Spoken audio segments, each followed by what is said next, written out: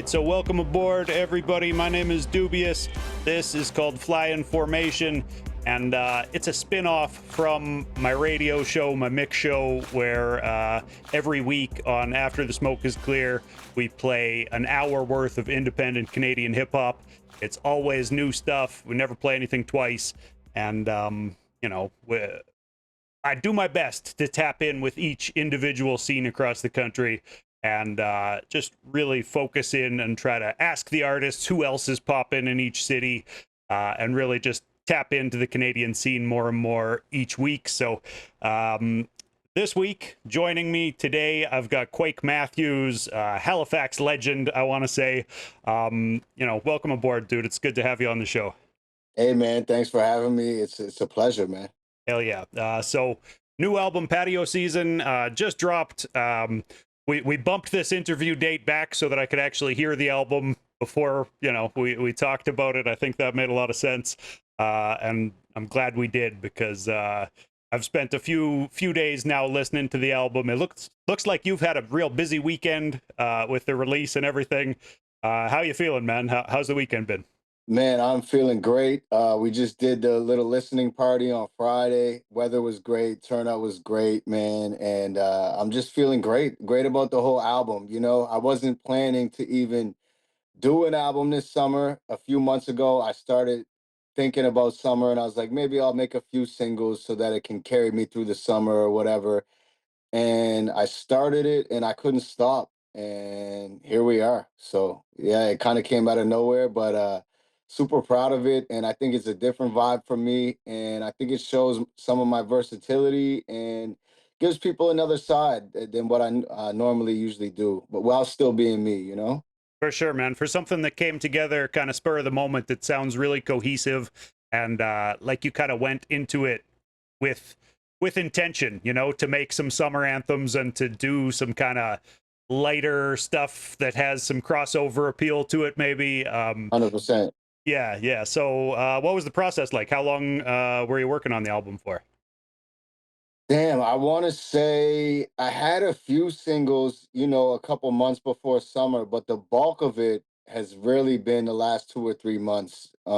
Just me going in and not being able to stop every single day. Um, and I think once I had maybe 6 or 5 or 6, I was like, damn, I almost got an album here. Like, let's see this thing through, Yeah. figure out what's missing. Let's do it, an intro, an interlude, tie this thing together, get the artwork, get the branding done. And yeah, it kind of all came together pretty quickly after that. Beautiful. So how about the production side of things? Who did the beats on this one? So a lot of the production, man, starts with me. So a lot of the production starts with me. I'll make a beat. Um, and sometimes I'm happy with it, and it'll stay with just me. But other times, it's more of a demo, and then I will send it to another producer and ask them if they hear anything or if they hear anything that could be touched up, or maybe there's some different ideas.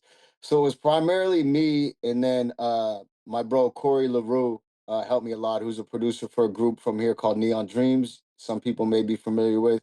Super dope group. So we did a lot, and then I got my man Chris Meeson from Toronto helped on one, and then my bro Starcore did one, and another Halifax producer Fester did one, and I Nice. think that pretty much covers everything. Yep. Unless Yeah. I'm forgetting somebody, I apologize. Right on, man. I've had Fester on the show before. Shouts to him. Eh, how long have you been producing, man? I didn't know that you handled that side as well. Yeah, it kind of started during COVID, to be honest. I always tapped around with it as a kid and coming up, but I never actually used one of my own beats on an album until my last project, Roses. Or maybe I'm lying. I think I did one on the album before that, The Dark Room, and then um on Roses, I pretty much handled the bulk of it again. And I find it's just done wonders for me as an artist. I have so much more control over what I'm doing. And obviously I know the sounds I want to hear more than anybody. So it kind of Right. takes the guesswork out of it. And if it needs to be adjusted, like I said, I can always send it to somebody else after the fact who may be more musical than me, or maybe add an instrument or whatever the case may be. but yeah, I've been really enjoying, starting my demos just me, and then I can get it to a point where I want to take it, and if it needs to be finished, I can do that after. Nice, man. So, speaking of the sounds that you kind of gravitated towards on this album, there was a lot of like nostalgia. I want to say there was a lot of kind of calls back to songs that people might recognize, that type of stuff. Was that kind of a conscious choice to do more of that on this album? Yeah, yeah, I kind of wanted to do that.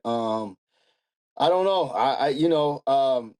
I guess this album is a summer album, and it wasn't summer when I was making it. So all I had to pull from was really summers of the past. So I started replaying some of the summer moments in my head all the way back to high school and different years of my life, and I think that kind of just sparked that nostalgic feeling, and it kind of guided the music. For sure, for sure. Definitely some big songs on there that people will recognize if they take a listen to the album. Yes, sir. From kind of popular radio stuff. But we're you said you were putting this album together through the winter and kind of going back to some of the old summers. Is there any summer in particular that stands out as like best summer ever for you? Like, Yeah, yeah, yeah. For me, summer 2014. If I was Brian Adams, that was my summer of 69. right? Summer 2014. That was the year where I moved out of my parents' place into a house with four of my friends, and shit was crazy, man. It was we were idiots, but it was the funnest days of our lives, man. And yeah, I get anxiety thinking about that shit now sometimes because of how crazy we were, but it definitely holds its place for sure. Hey, I'm glad you made it through the crazy times, man, and Yeah, it's always good to look back at them like that. yeah. So I guess I wanted to ask, and I ask a lot of artists about, like, would you say your style is evolving with album to album, or are you pretty dialed in, kind of, you know, with a set style that you're running with from here out, kind of thing? I think it's a yes and no question because like uh there's an underlying thing that's always going to be me. I think I have, somewhat of a specific sound, but in the same breath, I also feel like I am pretty versatile, and there's different sides to me, I don't always feel the same every day when I wake up, or I'm not Yeah, always in the same season of life as I am. And I think the music reflects whatever season of life I'm currently in. And so that could be, for example, Roses losing Pat Stay, and going through that. That would be more of a emotional album or a darker album. And yeah, making this album, I gotta say, mentally and everything, physically, I feel like I'm in a much more uplifting, funner place, and I think it's reflected in the music. for sure. I'm, Yeah, I'm man. having fun. I'm having a lot more fun with it. It's this album I feel like was less therapeutic and more just like let's have some fucking fun, you know? Yeah. Yeah, you can hear that in it. There's a great contrast between, Roses, where you did get a little bit more introspective and kind of deeper emotional content on a lot of those songs. I've been playing your music on my radio show for, the past 6 years here, Hey, pretty thank solid. you, So man. definitely been paying attention out here on the prairies. But there were a few You know things that what? I. Oh You yeah, know go what I ahead. was gonna say that's kind of crazy is I was thinking about this today, but like you said, Roses has a lot more depth and is a bit more emotional all the way through the album. And then the last song is kind of having fun, or 100 shots is kind of that banger or having fun. And I feel like this album is kind of the complete opposite. It It's like flipped that fun through the completely. Yeah, album, and then the last song is the deep song. So I yeah. kind of took the formula of Roses and kind of just flipped it on its head, I feel like. Nice. Was that conscious, or did it just end up that way? I think so. I think so because I'm very strategic in the order that I'm doing an album. Sure. I really like to think about where each song sits, and yeah, this kind of felt like, it felt like this is how it was supposed to be. And I ended up realizing this is kind of the exact opposite of Roses, and I thought that was cool. So Yeah. I think it worked out. Yeah. Nice, man. So the last track on the album that you just mentioned, there's the one featuring JRDN, Yes. just like me. And you guys kind of do like a back and forth, like you've met in a bar and are kind of Yeah. having solidarity over the struggles of life, I want to say. Yes, sir. Yeah, so it listening to it, it's borderline on the kind of country vibe that you kind of experimented with a little bit earlier. Yeah. With I forget the name of that single that you dropped a while Hmm. back, but I wanted to ask, man, I gotta ask this one, that like there's a lot of talk online about people, blowing up off of hip hop and then changing lanes and completely doing a like country revival of themselves and dropping the country Yeah. album. Is that I something we're see. ever gonna see from you, I or see. I see it for sure. And with me, I just do what I feel that day, like I said. But yeah, now with all this talk, like I'm seeing it too. I'm kind of a guy that tries to go against the grain. So sure, now that everyone is saying this narrative, it's kind of like I don't want to do it. yeah, Like, you know what I mean? It's like if the time is right, um, I might do it. I grew up with a lot of background, um, getting to experience country writing. Like I grew up going to a songwriters camp, being the only rapper. It's here in Nova Scotia, hosted by Gordy Sampson, huge country writer. Wrote "Jesus Take the Wheel," big songs, like okay, big songs. And I would go to this camp as the only rapper, and I would get to see the process of like singer-songwriters. And he actually helped me co-write my song Confessions, which did really well on the radio. I want to say like 5, 10 years ago.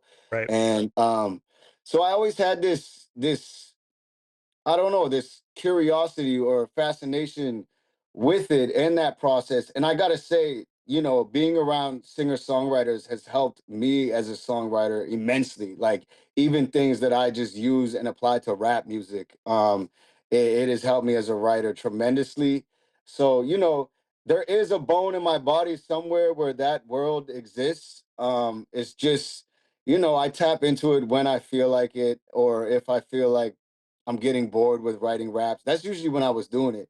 Like I would, if I was bored and I didn't feel like writing a rap, I would I sure, would write a song and sing it. And there's folders on my computer with hundreds of them. So I don't know if that ever comes out or what that looks like. But for now, I feel like there's too many people doing it, and sure. I don't know. I don't know if I really want to join that party right now. Fair enough, man. I think you've got the chops to do it, but as somebody who, loves hip hop and appreciates your lyricism, uh, I like when you're barring out on some hip hop shit. So Hell yeah, hell yeah. that's my vote anyways. But No, for sure. yeah, man. At the same time though, I don't want to try to lock anybody in any boxes. I think it is cool for artists to pursue whatever, and I think it's big what you said there about being able to take influences and apply those lessons into hip hop songwriting. For um sure. so was it like song structure stuff that you would pick up from that, or kind of like how to make a Yeah. good hook, because you Yeah, kill hooks, definitely, man. Yeah, definitely song structure. Definitely just line for line, like never wasting a line. Which I still don't think I'm an expert at, but I think I'm pretty good at. But it's like those guys, like there is no fat on right, these songs. Like the way it leads up, it's like a movie. The way they structure it, and then the melodies, and I don't think personally. I don't know if um hip hop overall are is the greatest songwriting genre. I mean, we sometimes, we have like obviously great songs. I'm not bashing hip hop, but for something that's like trimming the fat and being a hit song, I feel like they kind of have that shit figured out more than your average rapper, I guess you could say. But yeah, it's different. It's a different world. Obviously we get to use more words. They have to say a lot more with less. Their verses are shorter, everything. So there's positives and negatives to both, I guess. And at the end of the day, man, I think good writing is just good writing. Being visual, being relatable, saying something somebody can feel. At the end of the day, it doesn't matter if you're doing rock, country, pop, rap. I mean, at the end of the day, good writing is good writing. So I don't know. yeah, for sure. The I just less I just filler the like better, whatever genre you're in, right? yeah, Yeah, exactly, exactly. yeah, And it doesn't apply to all hip hop, but there's some hip hop that is popular that is a lot of filler, or is not necessary. I won't say filler, but is not necessarily focused on the writing. A lot of hip hop, um, today's hip hop, I find is focused on the sonics more so than anything. Like Yeah, whether it's the sound of your tone or your voice, more than what you're saying.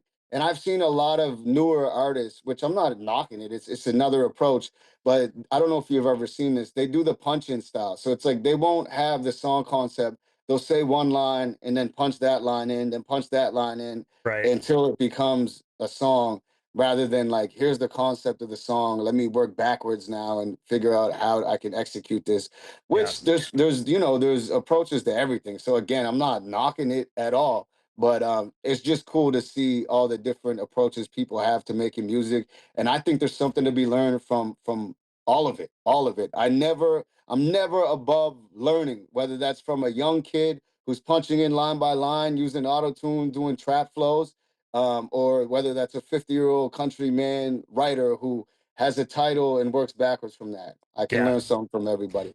For real, man. Yeah, I listen to so much indie hip hop every week. Like I try to keep up with all the new releases every week. So I end up listening to 6 or 7 hours some week of new material that's dropped from Canadian artists. And I can tell you that there's a lot of retread in a lot of, upcoming rappers. There's a lot of guys who can't get through a verse without telling us that they're fucking our bitch. Hmm. That's just like a constant in hip hop, at this point. And I think that kind of goes towards like what you were saying about like the less filler, the better. If you can have Yeah. bars that actually are getting to the point a little bit more often, uh, you know, that can Again, go I a long think that's ways. because it's more focused on sonics. Like it's less of what you're saying, but it's more of how you're saying it, I guess. Right. Yeah. It's Uh, well, and the thing is, it's party music, right? Like, there's some hip hop yeah, that's like for headphones where you're supposed to be paying attention to the lyrics, I think, for and then sure. there's somewhere it's something you can play in a party situation and have kind of as background music and carry on a conversation over top of it because people aren't hanging on every word or whatever. But For sure. I think there's room for everything, man. Like I really do. I really yeah, think there's room for everything. I'm not one of these like, I never want to turn into the old hip hop head that's like, for sure. this is what hip hop is supposed to be. If it's not this, it's terrible, and then be Yeah, all bitter and mad. Like to me, I think there's enough room for everybody, and I try to see what's special in everything, you for know? real, man. Yeah, I do my best to play a little bit of everything. I try to look for the more lyrical leaning stuff, but sometimes you got to play some stuff for people to dance to or whatever. Like you said, everything has its place.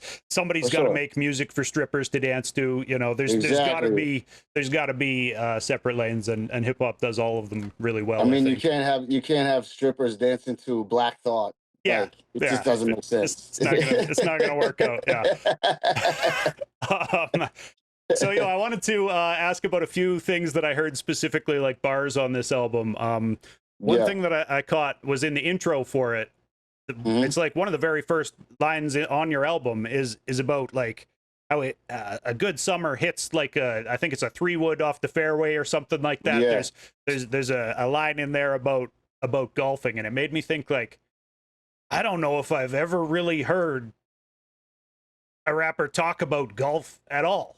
Uh, Golf is like the furthest sport away from hip hop you could think of, and you very soon follow that up with a basketball reference with a Spalding on the blacktop, and Yeah. some basketball noises in the background. But it made me think like, do you think that hip hop's ready for golf at this point? I think it's already there, man. You And vice see, versa? Is golf ready for hip hop? yeah, I think it's already there. Yeah. Like you see Schoolboy Q is really dope. You see Ja Rule playing, Scarface is incredible. Okay. You see Khaled getting into it. I think golf is become universal in the past 5 years.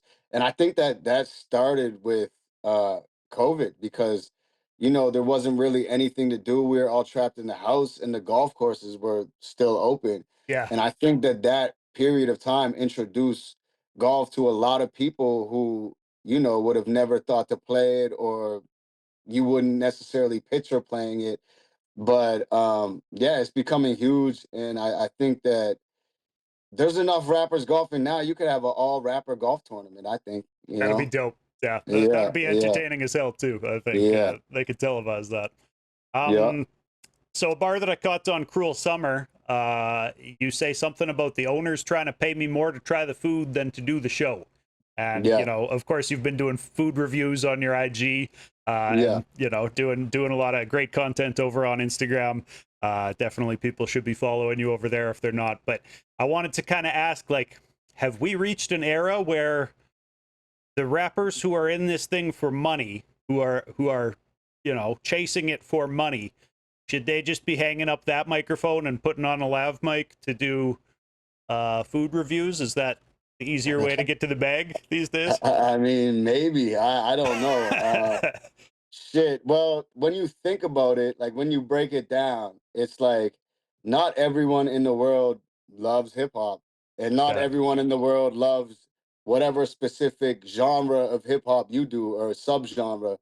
But when you think about it, every single person in the world, with the exception of people maybe who are struggling and heart goes out to them, but every person in the world generally eats every day. You know sure. what I mean? So it's a lot more, there's a lot more of an audience to it because my grandmother can watch it or a 12-year-old kid can watch it. And, it's just any walk of life can relate to, oh, that's good food. Let me go try that.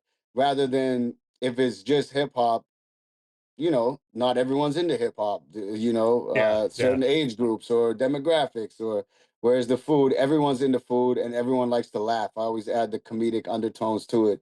So it's like you can't really go wrong with that. And I'm passionate about food. I don't do anything. I don't make any money off that shit, by the way, either. And a lot of those I fucking pay to do it. It's just starting now where people are kind of saying, can you come try this food and I'll give you this, which I don't even really necessarily want to do because I think then I would have to give it a good rating. And that's not really what it was Right. about. Like to Yeah, me, it yeah. was just about being honest and giving my thoughts and supporting local business. The ideal situation, I think, for me in the food review would be to partner with a beverage like, say, Coca-Cola or Pepsi.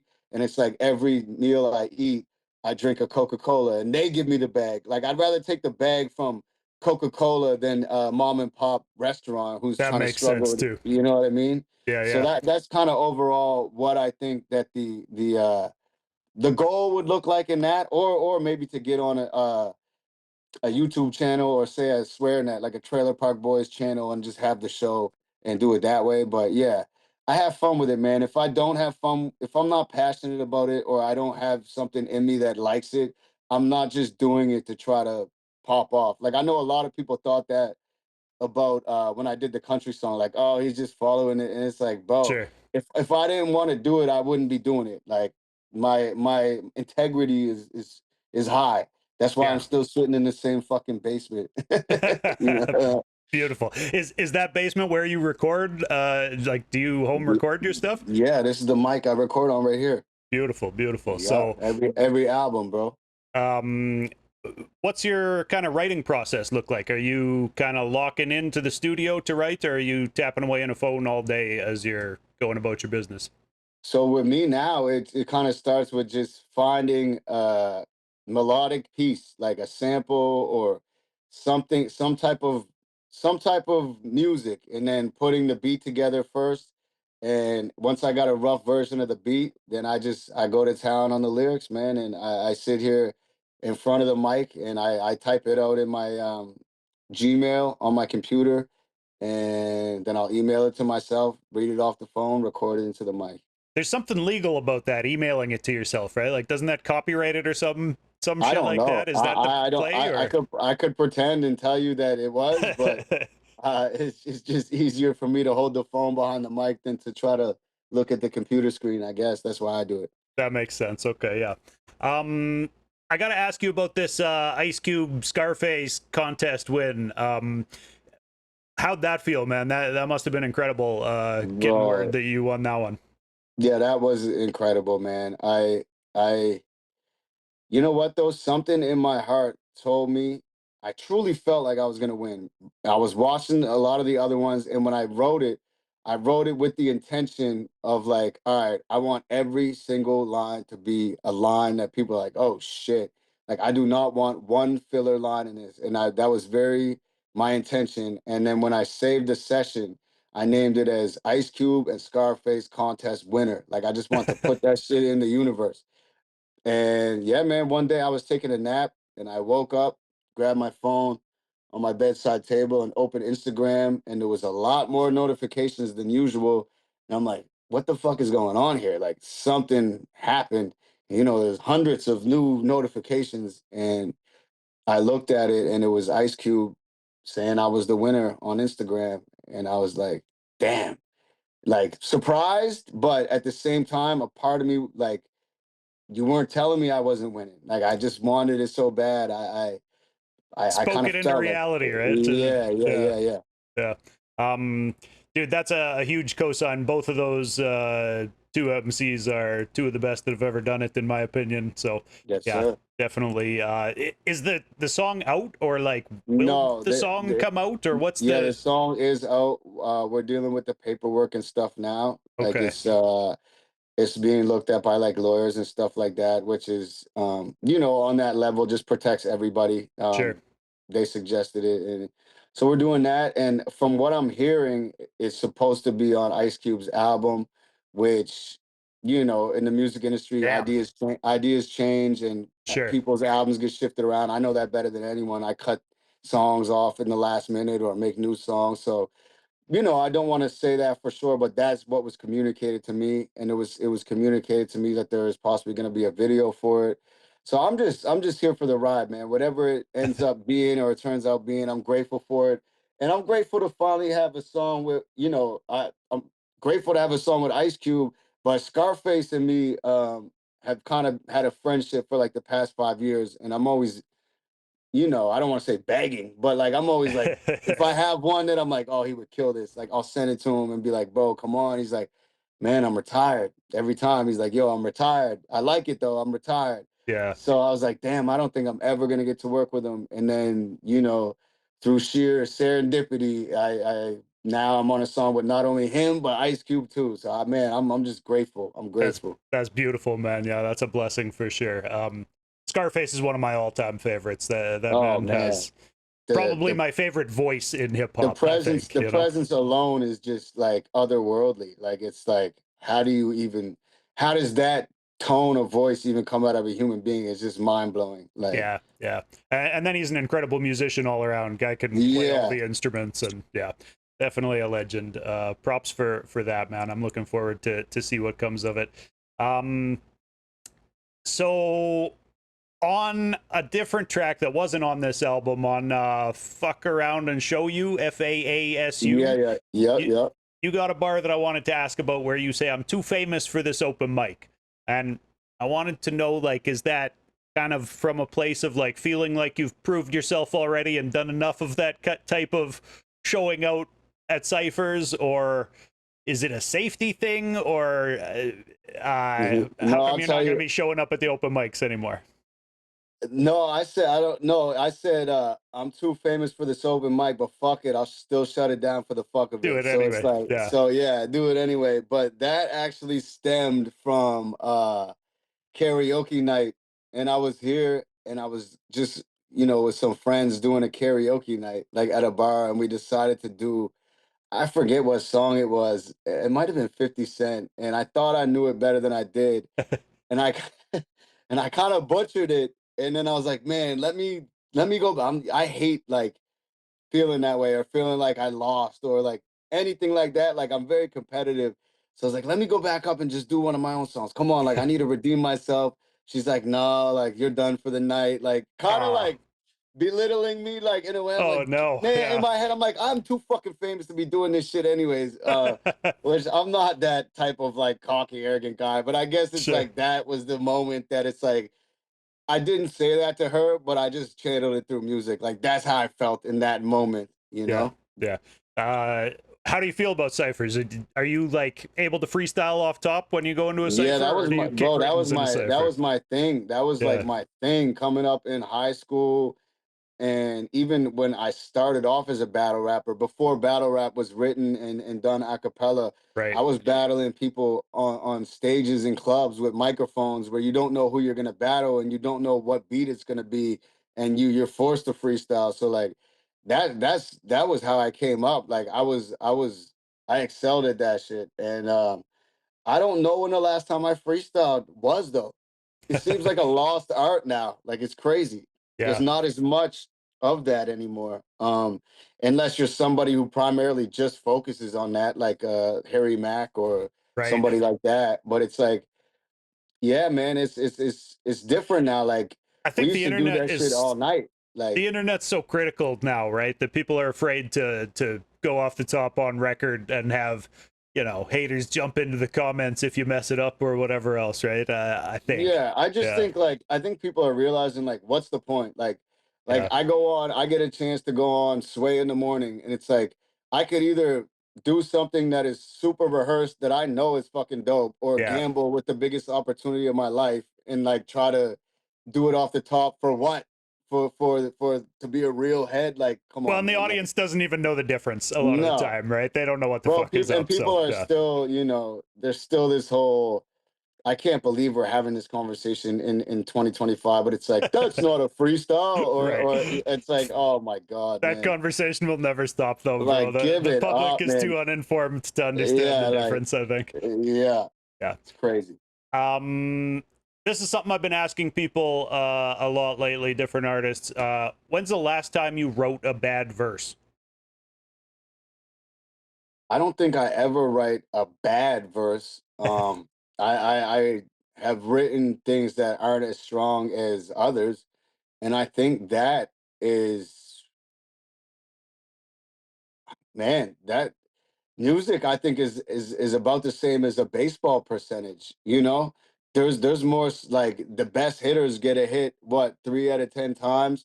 Not hit like hit song, but I mean something that you would put out. I think if you put the song out, it means you got on base or whatever. Yeah, But there's bro, I have folders of folders and folders of songs and verses that didn't fit or just not maybe up to par from what I think is my best. And right. I think that that's just part of the process, man. I think it's really part of the process. You're not going to be at your greatest every day. And It's more but the about the thing is, batting average, right? It's about yeah, and the yeah, thing yeah, is just like to keep doing it, like see it through. Because you never know. Like I'm learning this shit too. It's like something I might have said in one of my bad verses might work with something I'm doing 2 months later, or it might be a right. strong ender, or it could go somewhere else, or maybe what I said there inspires another line or a concept for a song. It's all a part of your arsenal at the end of the day. It's just you have to strategically choose how you are gonna dispense each bullet, I guess you could say, 100%, man. Yeah, that makes a lot of sense. I think it's a question of, deciding what to put out and what not to put out. But that question is kind of a way for me to ask people, like, how much do you actually end up writing, and does it all get released, or how much sits in a vault, kind of thing. But No, there's a lot. There's a lot. And sometimes where I know I'm not feeling it, like I'm just not feeling the most inspired, I'll just do it anyways. Cause yeah. like I think it's like a muscle you gotta exercise, and it is what it is, Well, and like I like you said, said, you're still going to have good bars in bad verses too, right? So, yeah, yeah. yeah. But I don't know, I can play some of my bad shit. I feel like it's still pretty good. Yeah, yeah, yeah. I do say a lot that I'm a big fan of when artists just put everything out, or right next to everything out. Like I will Mm. never be the guy who hears an album from one of my favorite artists and says like, oh, he shouldn't have dropped that. Like, what's he doing? He should have just left that one in the trash bin or whatever. Like, no, I'd I rather see what you're hear saying. everything my favorite artists have ever said on a mic. Really. No, Y- I feel you. I feel it to an extent. But yeah, I hate that narrative of like, oh, like, you put out one song, people are feeling it's like, oh, I can't fuck with you anymore. Like people are Yeah, so nah. crazy with that shit. It's like, man, chill out, bro. Like, Yeah, what? Like, everybody's so judgmental for sure. yeah. Yeah. How about this, man? Do you get more fulfillment from making the music in studio? It sounds like you spend a lot of time making music in studio, or from being on stage performing the music. It's two different rushes, but it's so hard to say, man. I love both, but there's something about me just being in the studio alone and creating the music that I think is my favorite thing to do in the world. Yeah, yeah. Yeah. that checks out, man. It's just interesting to hear the different perspectives of different artists on that one, because yeah, some guys are out there chasing the high from being on stage more so, and I think everybody enjoys that feeling being on stage one way For or the sure. other. But yeah, for a I'm in lot of love with the guys, it's about process. yeah the I'm in process. love Yeah, with the process. Yeah. that makes sense. So I saw on Instagram you posted from 2 years ago, you and your dad got into the gold medal game, Yes, sir. and it was like a 20-year anniversary from when you had done it the first time. Yes, So I sir. wanted to ask, like, with it being Father's Day, um, I guess firstly, do you have any shenanigans planned for the day that you're going to get up to with your dad? And then just kind of secondly, anything you feel like saying about your dad on Father's Day? Nothing crazy. We actually already did the Father's Day thing, so we just went out to lunch. Me, my father, my sister, and her husband. Just a quiet lunch, and nothing crazy. Yeah. But yeah, man, I love my dad to death. He's one of my biggest fans. He's always been super supportive in anything I've done, whether that was music or sports. My first love was sports, and he would be the father that would sit there and play basketball or hockey or baseball with you every single night until he couldn't anymore, and come to every game. So yeah, man, he's always just been super, super supportive, and as well as my mother too. They've dealt with a lot of late night fucking floors rumbling from speakers and people coming in and out, and the house smelling like weed when they didn't want it to, and bottles on the lawn and shit. And so I'm very fortunate. Yeah, right on, man. I just wanted to open the door with it being Father's Day, and Yes, give sir. give the fathers out there some props Yeah, for happy sure. Father's Day to all the fathers out there, man, for sure. Yeah, for real. And shouts to my dad too. He's always been there for me through life. So definitely happy Hmm. Father's Day to him. So I saw that you performed at something called the High School Mixtape earlier Yeah, this year, I and I did. Yep. know that at that show, I think it happens every year, right? Hmm. They get Halifax artists to come up and perform kind of famous songs by established artists already. So I wanted Yes. to ask, what did you perform there, and kind of what did those songs mean to you? Yeah. So I performed Ja Rule and Ashanti, Mesmerized. I did that with an artist named Nicole Ariana. She was Ashanti, I was Ja Rule. That was super dope. And then I did Forgot About Dre, which Ah, I myself did Eminem and Dr. Dre's parts. And yeah, man, I rock with both of those songs. More so, Forgot About Dre was probably bigger in my life than Mesmerized, but both were dope, and both were done played. They weren't over the backing track. They were actually played with like a 8 or 9 piece band, like every instrument you could think of: drums, horn nice, sections, keyboards, guitars, bass. So it beautiful. brought a new element to the song. And man, I think that concept is so crazy. It was my first time doing that, but it's amazing because the whole crowd knows these songs like the back of their hand. So it's like they're singing every word at the top of their lungs, which may not always happen with an underground hip hop artist or Sure. whatever. What I mean? So it was a Everybody's different feeling. familiar with Forgot About Dre, though. Yeah, Yeah, yeah, um, yeah, yeah. that makes sense. How about what's the most annoying thing about being a rapper in, we'll say Canada, In Canada, being a damn, Canadian rapper?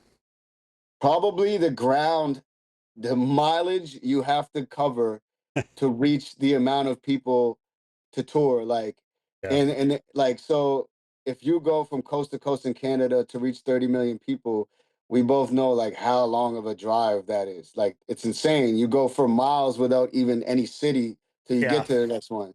To whereas, say, an artist from California could tour California alone, or New York could tour New York alone and reach the exact same amount of people without that crazy drive. I think it's just the population, man, to reach people is not the same volume of people in the States, and that's kind of annoying, I guess. But I mean, you have the internet now, and there's different ways of sure. reaching people. And I The mean, I world don't got a know. lot smaller recently with, Yeah, yeah, yeah. So I mean, it's not. I don't know. There's nothing really that bad about it. that makes sense. Yeah. Um, how about, do you think your sound represents your city or stands apart from it, as far as the Halifax hip hop scene goes? That's a great question. Man, our city is very multicultural. It has a lot of history. It's an one of the oldest cities in Canada, and there's a lot of different walks of life. So I don't want to come out and say like, yes, my sound is the sound of Halifax. Sure, My sound is the sound of my version of Halifax. And I don't think that's everybody's version. I can't say that, but it's definitely my version and my experience. And I think it has its place, but I'm not going to sit here and say that I'm the be all end all sure. sound of the city because I'm not, you know? Yeah, fair enough, man. A lot of these questions are kind of ego checks. It's to see how people are going to answer these things. That was a good humble way to answer that Right. question, bro. Yeah.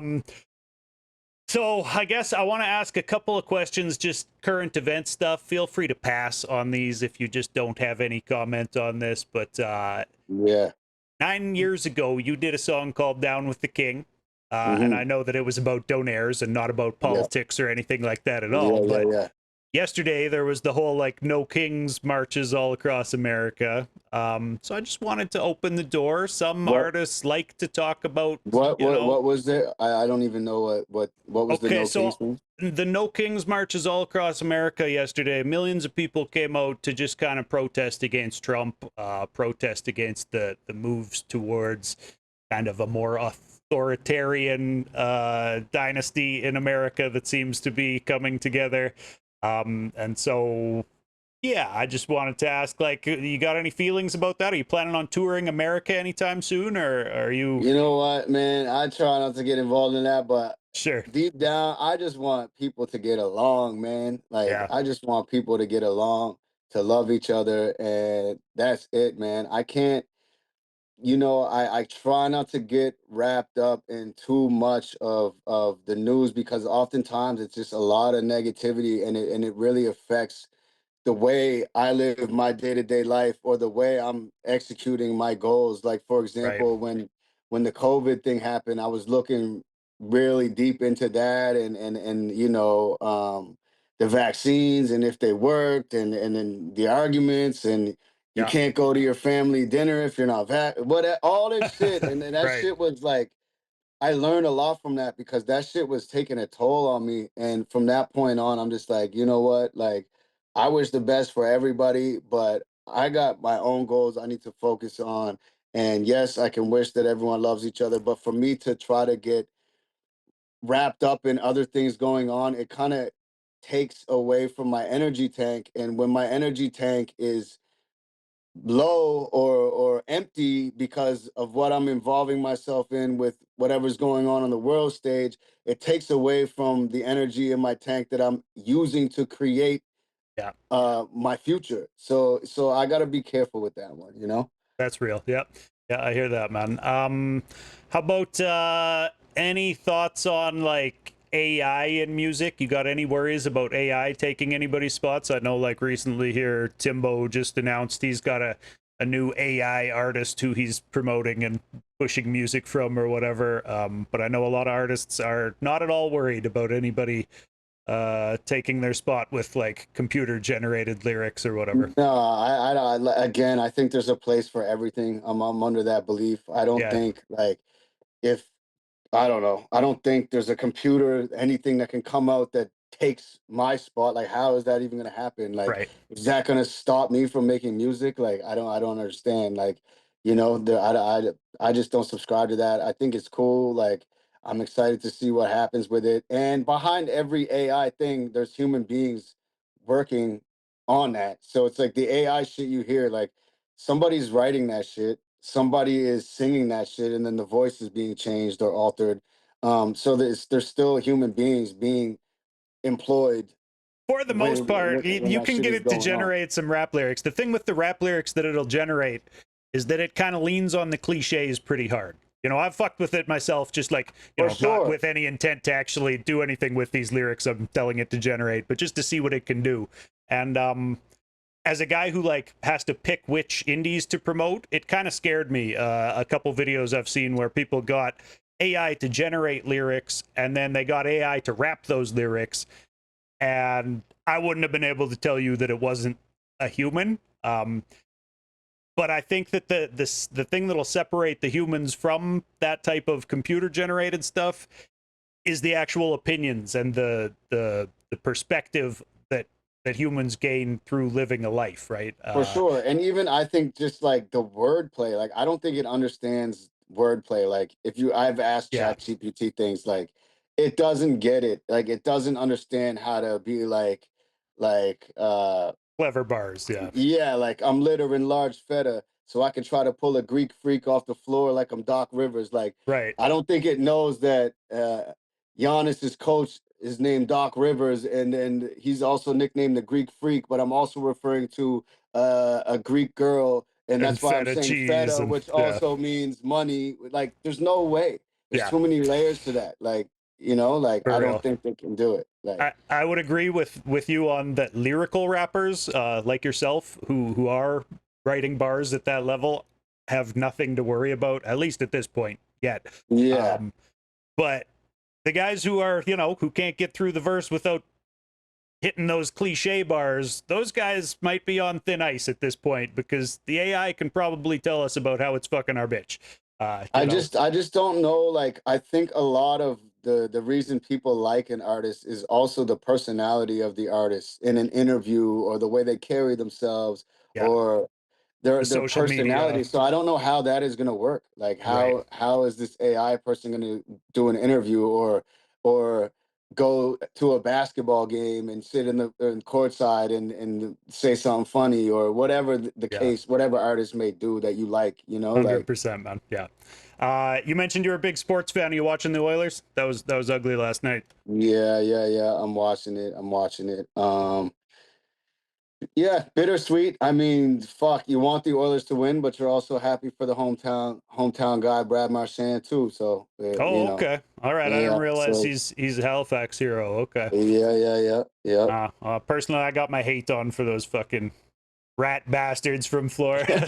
So many rats down there. They throw them on I the I ice to definitely, I celebrate. definitely, I definitely want the Canadian team to win. Yeah. I would say, but I'm not mad. There's also a silver lining if Florida wins. The cup will be coming to Halifax, Yeah. and there'll be a celebration, and so Sure. it is what it is, Fair right? enough. There's enough Canadian players on all the NHL teams that yeah, there's still Yeah. some representation there. All right, man. So lastly, I know you were close with Pat Stay. You guys came up together and we're close homies. His trial is wrapping up this week, it seems like. Anything to say on that? I don't know legalities or whether people are allowed to speak on this or not really, but thought I'd Yeah, I'm open the not, I'm door and give you a I'm chance to I'm really not sure either, so I'm just gonna refrain on that sure. because I don't know. But all I can say is for me personally, man, I just love to keep the positive memories of Pat Yeah, close to my heart, and that's where I kind of like to leave it. And yeah. the rest is kind of up to whatever God or whoever you want to say. It's kind of out of my hands, but yeah, I just like to remember the positive things of Pat, and anything else, is not really up to me. Fair enough, man. Yeah, that's a perfectly good answer, and rest in peace to Pat, and definitely thoughts For to sure, his family and people that knew him, such as yourself. for sure. He left a mark on the culture.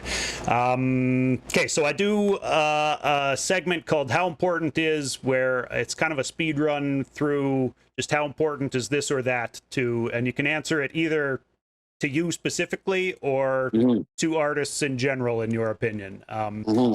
So, how important is having a DJ, well, how important is having a DJ for a stage show? Let's just do that. I think it's super important. Shit, I don't know how you would do it without one, really. Well, there's people out there just pressing play on the laptop or whatever. For sure, that happens. Yeah.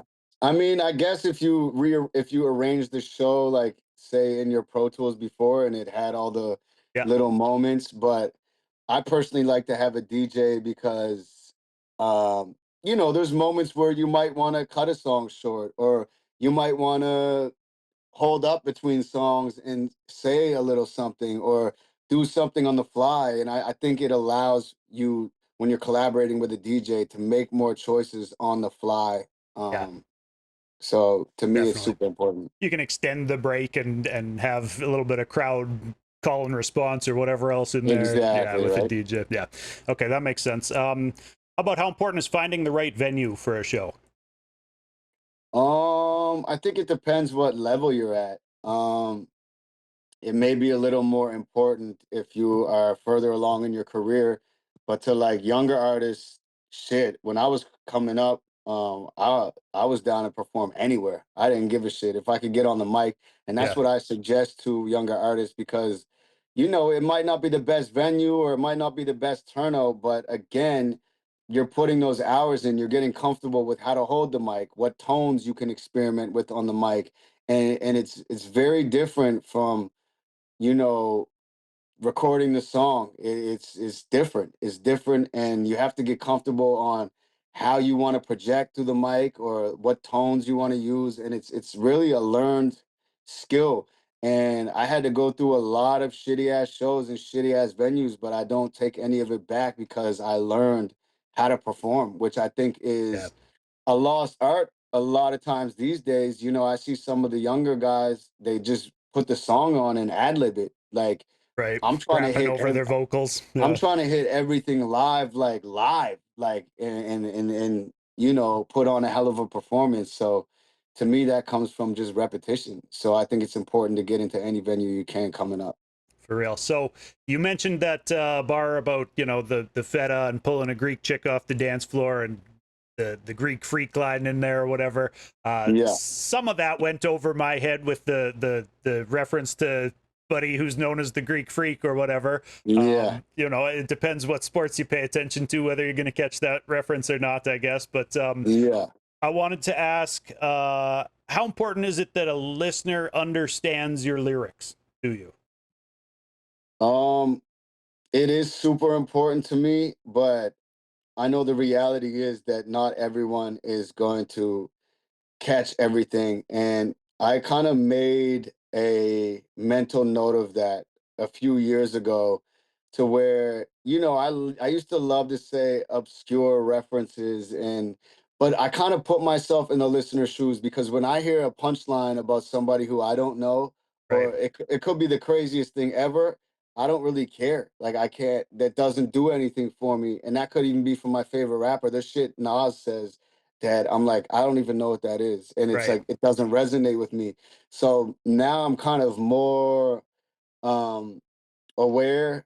You know, I try to I try to say things that I'm like, all right, this is pretty something that like a wide amount of people can get. And then I'll also throw like a few little Easter eggs in the basket for myself or my close friends, but you can't have it all be that. yeah, Yeah, I think that's an art in itself, is writing in a way that is relatable to a wide variety of people, that strikes human emotion. a And hundred percent. there's people that do that really well. Well, Drake and does that really well. And definitely, like, man. so it's like, yeah. Some of I my think favorite lyricists in hip hop do that really well, but then on repeated listens, you might catch something with some extra depth, or for sure. with a bar like we were talking about for yours example, it could be like, okay, so maybe I come across and see a highlight of the Greek freak or whatever, and go like, Yeah. oh, okay, now I fucking get it. That Yeah, it's yeah, even yeah, yeah, doper yeah. now. So yeah, I there's love that shit too. I love that shit too. It's a balance for sure. But yeah, I try to I try to remember that not everyone is studying or listening to hip hop the way I do, right. or the way, someone who's obsessed with it and Hip lives it hop every heads single are, day. Yeah, yeah, it's like most of the consumers are not.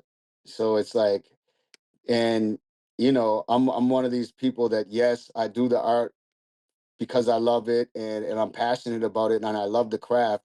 But I also don't want to be one of these guys that's like, yeah, I'm the fucking greatest lyricist ever. It's just that nobody gets it. Or like, yeah, there's those people. Like, I want people to enjoy my music. I want people to feel what I'm saying.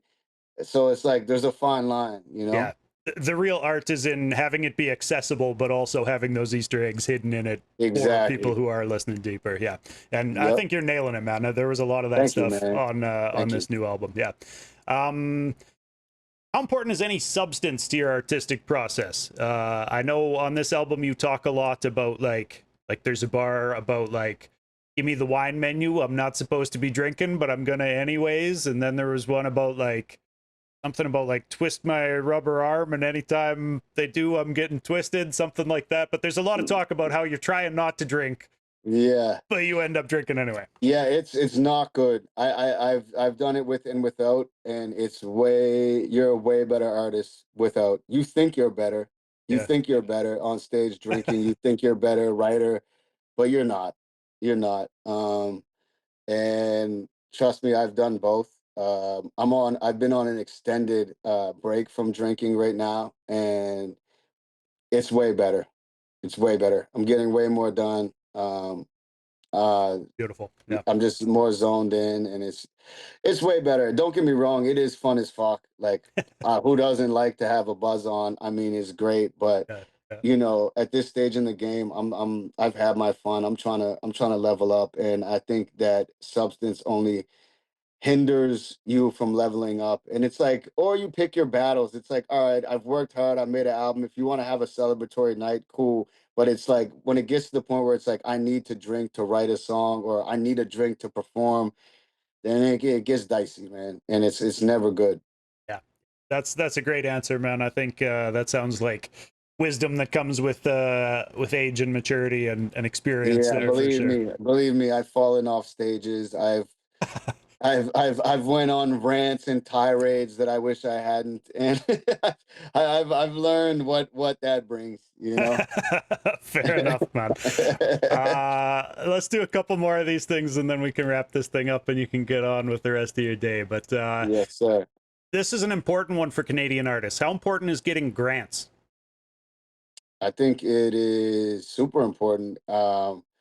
You know, this stuff is accessible to us, and that I've talked to people in the States, they can't believe that this shit is over here. So Right. it's like this shit is accessible, and he's gonna get it. I just got denied something. I get denied all the time, but I think that the key is at least try for it.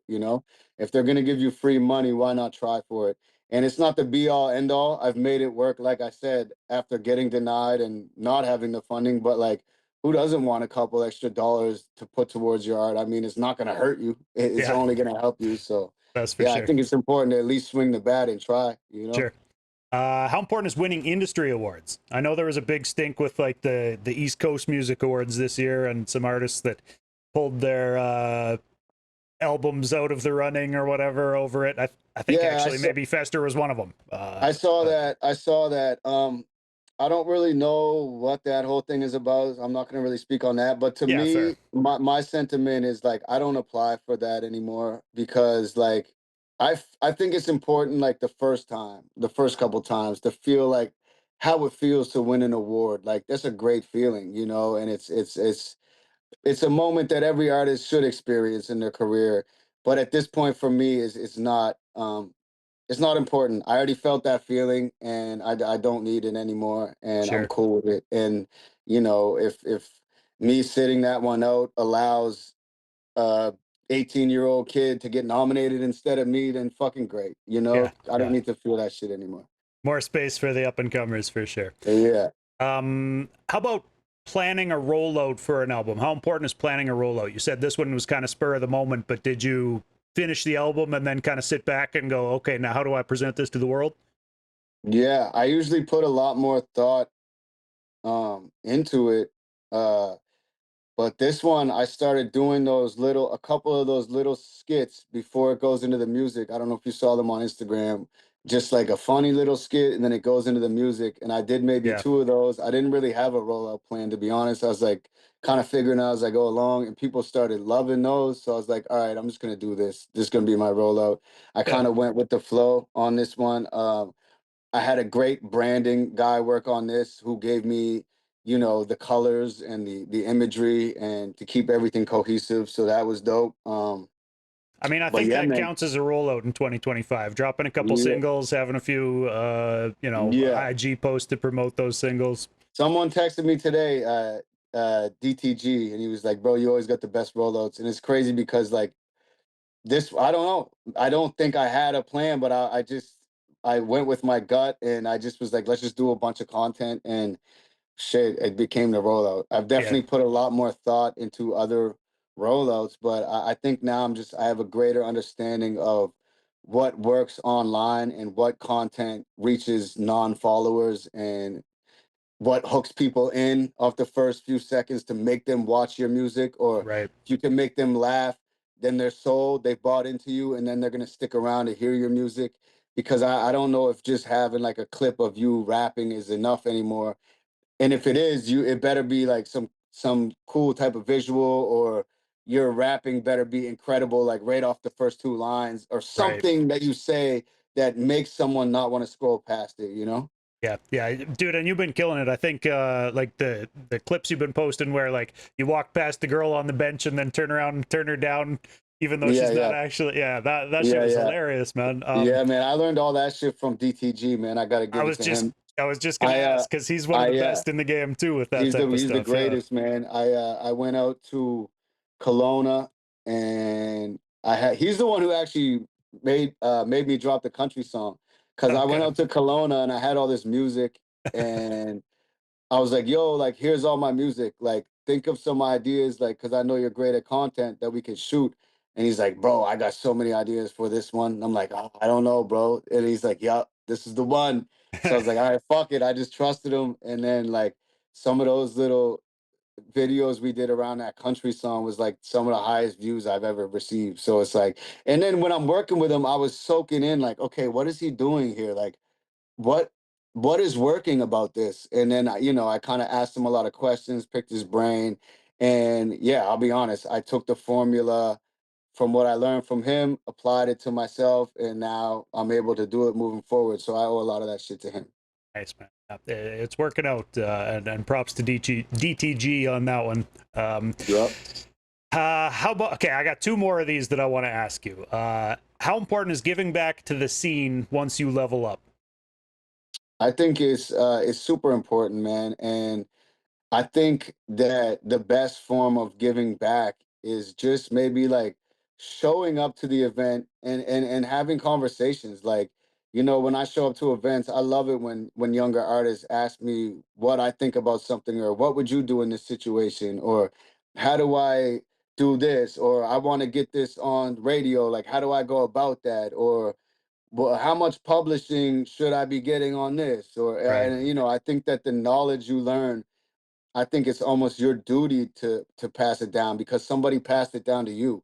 So it's like, I hate when people try to like hog the gems, or the Yeah. game. Like, to me, somebody gave me the game, so I'm gonna pass it down.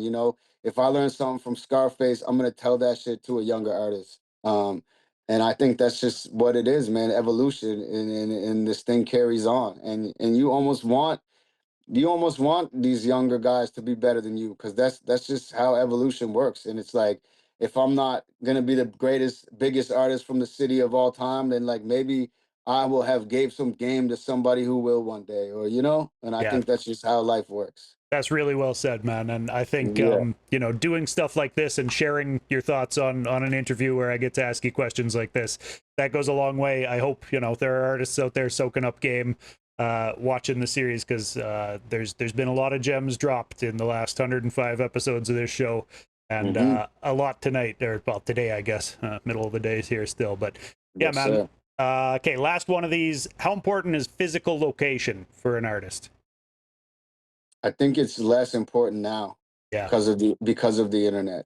Right. Um, but there is something to be said about being in certain rooms and shit like that. Like when I go to New York and I'm able to be in rooms with Sway, or go to an event and bump into Ghostface, or have a session with 50 Cent's engineer, and ask him questions, or how Yeah. does 50 approach this, or what would 50, and it's like, you know, you there is it's getting better, like, because of online, but there is also something about being in a room and making physical connections with people that can't be replaced. And if you're gonna stay in your home location or your small town, then you definitely have to travel and make a point to get out and be in these rooms. If it's not all the time, at least some of the time, or a few times a year, or as much as you can. Yeah, yeah, that makes a lot of sense, man. So in closing, I always ask people the same couple of questions. Can you describe your local hip hop scene in Halifax? Yeah, man. I think that it's starting to bubble up again, because, like, when I first started, when I was 16 or 15, like, the shit was thriving. There was so many groups, and everyone was coming to every show. And then in the middle of my career there was kind of a little lull where it's like, damn, there's not really a whole lot of new artists. A lot of the older artists are hanging it up. They're getting real jobs, or they're having families and they're not doing it anymore. And there was kind of that middle moment where I felt like, damn, like, I feel alone out here, kind of, like, for the most part. But as of the last couple years, man, I'm getting really excited because there's a lot more creatives doing their thing, man, and artists that have me excited, and it seems more of like a community again, and I'm enjoying it, man. There's a lot of talent here. Like I said, it's a multicultural place. There's a lot of history, um, a lot of Black history, which hip hop is a Black music, so I think that kind of shows itself when you look at the scene here Yeah, and how it may differ from a west coast of Canada or other places. Just the history alone in this city and the communities alone in this city and how old they are, I think is you know kind of reflects in the scene. yeah, that makes a lot of sense. Any artists on the scene you want to give shout outs to? One of the things I like to do on this show is, help share the spotlight and ask the artists who's dope, who I should be paying attention to and playing on after the smoke is clear. Um, Yeah, Anybody out hell yeah. there? I'll shout out some younger cats, man. Like, I think people are familiar with my frequent collaborators, or us who are in the late 30s or whatever. But some younger cats that I'm excited about is Basil. I like Shawnee 22. He's super dope. Yeah. I like this girl Koya States is dope. I like a dude named Kai Clayton, super dope. His whole movement, LDN, shout out to them. Shit, the list goes on, man. There's a lot. There's a young pop singer, Maggie Andrew, who's fucking dope as hell.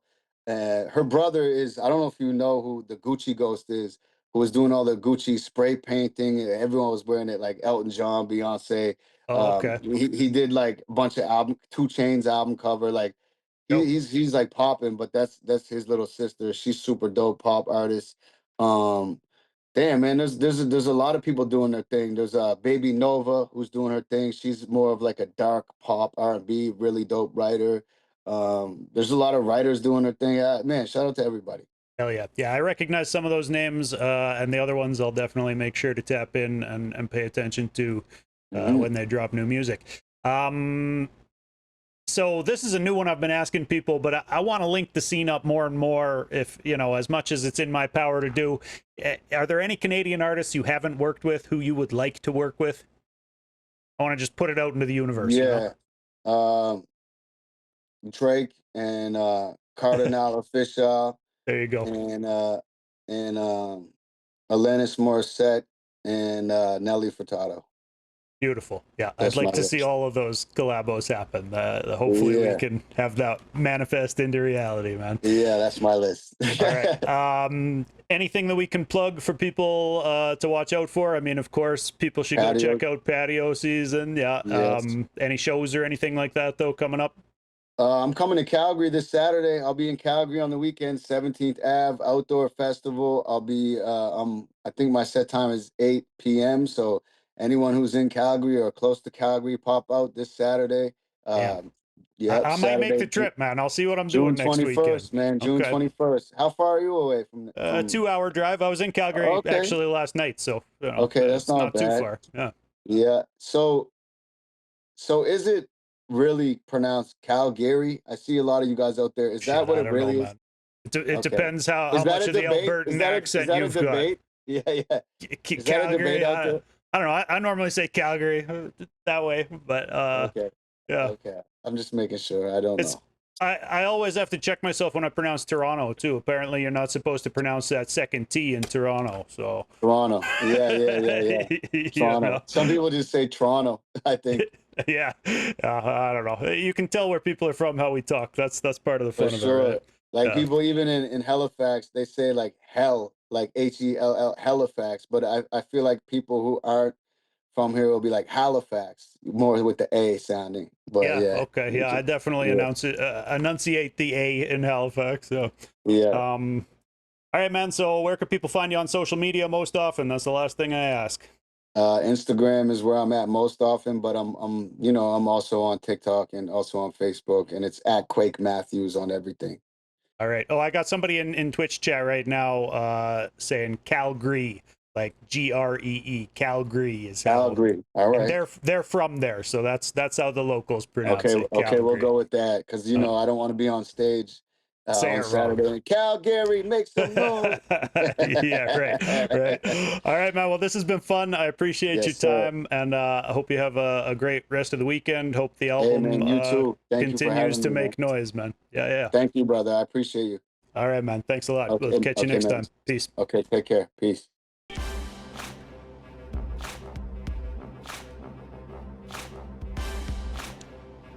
All right, everybody. Thanks for watching. Thanks for hanging out. I had fun talking to Quake. Coming up on Tuesday, I talked to Montreal-based artist Slick Jack. June 22nd, I talked to Toronto-based artist Stoneham. June 24th, I'm talking to Harvey Dent. They're a duo from Saskatoon. And then June 25th, I talked to Junk. He's going to be calling in from overseas. So that one's going to take place earlier in the day, like it is today. I think we're going to talk at 1, if I remember correctly, but definitely going to be on June 25th. Then I'm taking 2 months off for the summer, and we'll be back with more weekly interviews in September. But there will continue to be music mixes from me every week for After the Smoke is Clear. Me or my homie DJ Dice put together those mixes. So if you're looking to listen to a bunch of new Canadian independent hip hop, tap in. Doobyis.com is the hub for everything that I do, and you can find the archives for After the Smoke is Clear at mixcloud.com/Doobyis. Mixcloud is a little known platform, but it's great for DJs. There's all sorts of different radio shows from around the world that put their episodes on there, and I guess the benefit of Mixcloud as compared to, say, uploading a mix onto SoundCloud or wherever else as a podcast is that Mixcloud actually is scanning the entire mix and making sure that each artist played in the mix gets their, pay for a stream, which admittedly is next to nothing. But I also buy all the music that I play, so if you're listening to music on After the Smoke is Clear, you know that at least a little bit of money went into the artist's pocket. I think the 99-cent singles that I buy are the equivalent to somewhere around 400 or 500 streams. So, I encourage I encourage fans to support the artists they enjoy and, support the shows that support those artists. Appreciate everybody coming through. If you're watching on YouTube, hit like, hit follow, leave a comment. Come through on Twitch. That's where these things happen live, twitch.tv/Doobyis. And you can always find the schedule over at my .com. Appreciate y'all. Peace.